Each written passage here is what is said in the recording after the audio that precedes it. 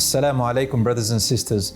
Ramadan is a time for family to get together and to share our food. And the Prophet ﷺ taught us a sunnah to share our food with people who are fasting.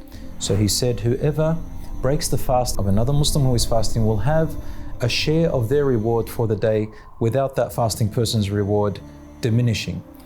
However, at times, especially if we come from strong cultures, the excitement of bringing family every day and to share our food in big party-like structures in Iftar is a highlight of Ramadan, and it's quite joyous. At the same time, it can bring a little bit of stress. It can bring a lot of overworking, especially by certain family members throughout the entire day.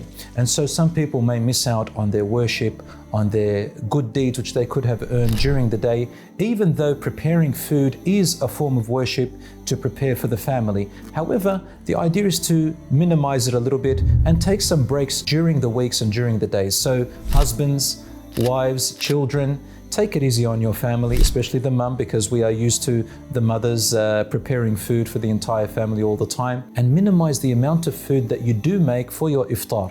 As the days go by, we all know that the stomach shrinks and the need for the body for food becomes less and less, and in fact we become sicker and sicker, and we're not able to get up to pray our taraweeh and to pray our night prayers. And the whole idea is to keep ourselves fit, healthy and ongoing, and for the family to bond in a healthy way.